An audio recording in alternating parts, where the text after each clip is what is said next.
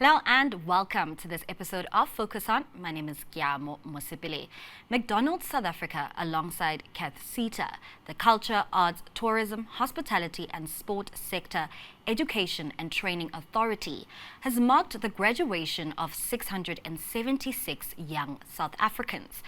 These graduates have completed a year-long learnership program, with 80% of them set to move into secure employment. Joining us for more to discuss this impact in further detail is the CEO of CATHSSETA, Marks Tibela. Sir, thanks so much for coming and welcome to the show. So I briefly delved into the great news of the new cohort of graduates that yourself and McDonald's SA have come together to upskill, train, and now place them into the workforce. But I guess I'd like to just begin with where this partnership started and also the relevance and importance of private-public partnerships.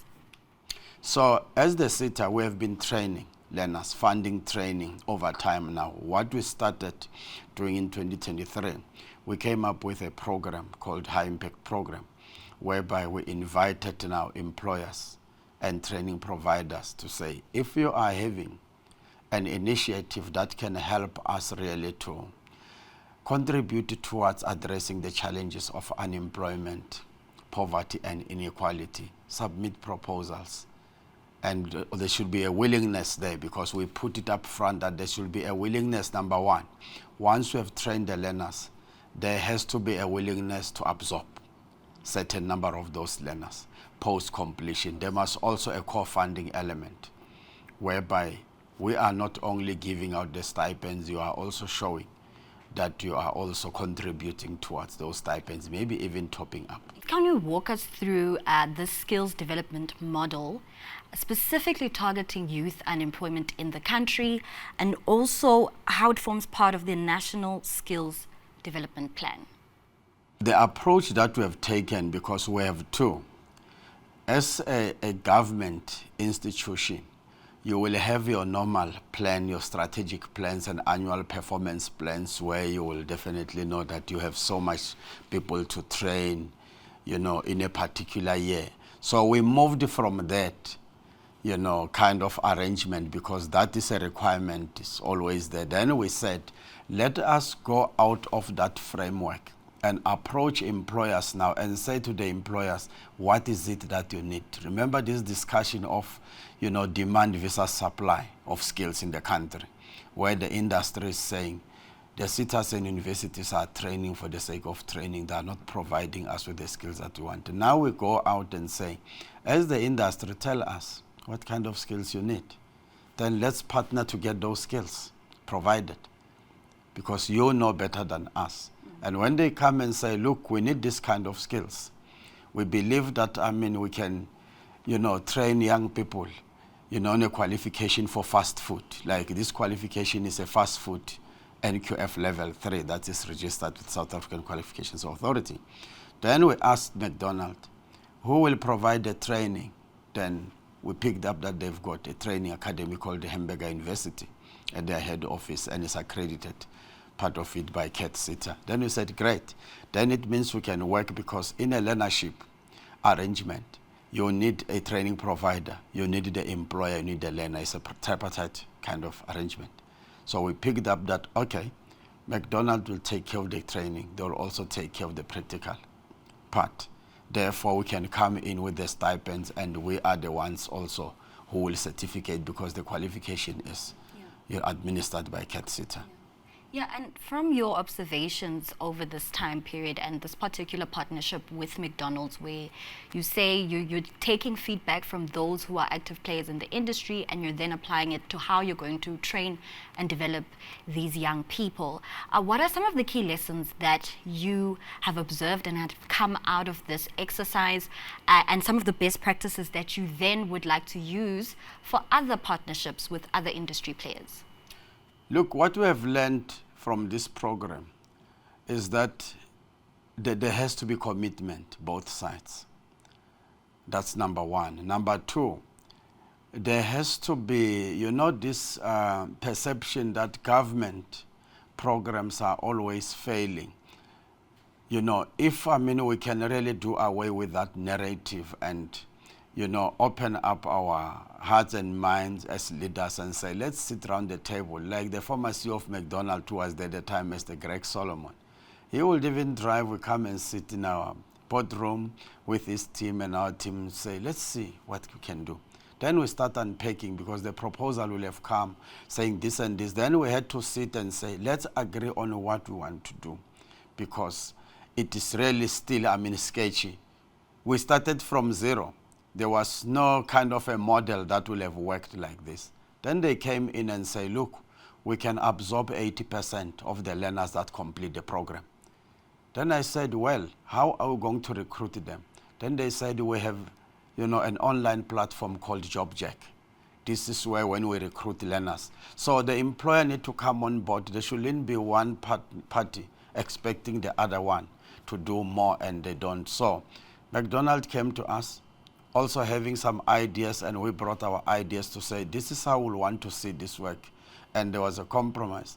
And at some stage, just for instance, because McDonald came to us and said, we have a 3-year strategy to open 30 stores in 7 of the 9 provinces. Then we see you as a key partner because, number one, you are in skills development. You can come in with stipends, and we will then absorb the learners at the end, you see.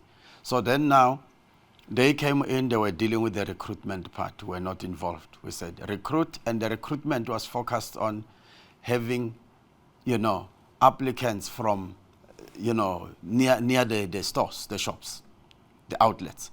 So if it is in Tembisa, a learner who is staying in Tembisa will then apply and be linked to the nearest outlet there, so that when they do practical, they don't travel long distances. And even for placements, because 467 of the number that you were mentioning have been placed. And the 467, I must emphasize that these are the learners who chose to accept placement in jobs that now they are going to have even benefits like your provident fund, funeral cover. So we're excited with this because during this, time that South Africa is experiencing of a high rate of youth unemployment, we should be excited with this initiative that has come through. And we have now sort of taken this as a foundation that will really help us going forward when we move and approach other big players that are operating within the hospitality, because the hospitality industry is the one that currently can still guarantee you with jobs, you see, that are sustainable and all that. So we're looking forward to engaging with other big partners. In the space where you've mapped out, how intensive it is and how intentional you are, the need for collaboration is certainly there. So how are you going about encouraging co-investment from the private sector, as yourselves as government, to ensure that this youth unemployment problem becomes something of the past? We've already engaged with the Consumer Goods Council of South Africa, the executive committee of the board there, and tabled our proposals to say, look, this is the proposal that we want to bring to you so that you can get your members, your affiliates, to really look at partnering with us. But now, because we were still working on this McDonald one, the fruits were still coming. But now that the fruits are there, everyone can see that indeed whatever they were cooking now, it's ready now really for eating. And I must say that perhaps one issue that I didn't mention, which to me is what needs to really be addressed. Our youth, they must really be committed, because we started with 1,400 learners when the program was launched by the then Deputy Minister, Honorable Manamela, last year in August. But by the time, after 3 months, the numbers will have dropped to 1,050. And then you start asking, what made the learners to leave? Some thought they will sit in front of their computer and just do that work with their phones. They find that it's hard work there at McDonald's. The standard is very high. It's a customer-driven kind of industry whereby you need to be committed. Some will just, absent themselves, come late, and they ended up being removed. So our young people need to take these opportunities, grab it, and move with it, because the problems we are facing now do not always need a 3-year degree or diploma. Now you need a skill to earn a livelihood.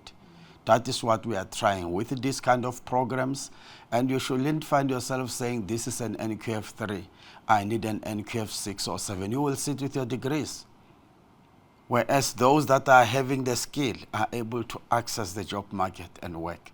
So we're encouraging our young people that please make it a point that when opportunities avail themselves, raise a hand, get into those programs. We have another exciting program whereby sometimes in May, also we're having graduates coming out, the chef qualification. We put kids into a 3-year chef program, and what is also exciting with that program, we work with employers. Employers come to us and say, I've got spaces for so much learners, then we put them into this chef. 6 months they spend doing theory. 6 months they are into the field, on the field now they are actually working. Then the next 6 months, most of these learners in year 2, they are already absorbed. They are already absorbed into those establishments that are working. By the time they complete the 3rd year and go for what we call trade test to become a qualified chef.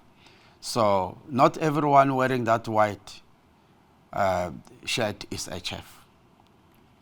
So you need to really be licensed. So I know it's a debatable issue, but us being a training authority, when a person says I'm a chef, they should have gone through those processes and also being trade tested to have a trade called chef. So we also fund those kind of programs. So as CATHSSETA, we currently now can proudly say we have 2 programs that are labor absorbing.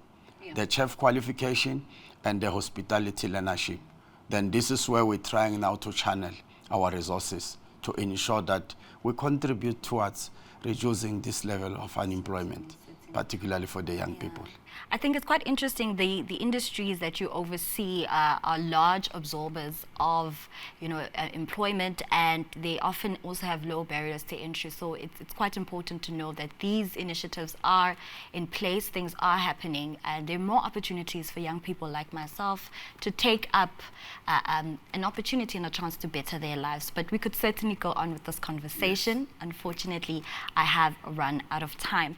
And that's how we wrap up this episode of Focus On. Thank you so much to my guest for joining me in studio. That was Marx Tibela, the CEO of CATHSSETA. From me, Gyabo Mosipile, and the rest of the CNBC Africa team, it's goodbye for now.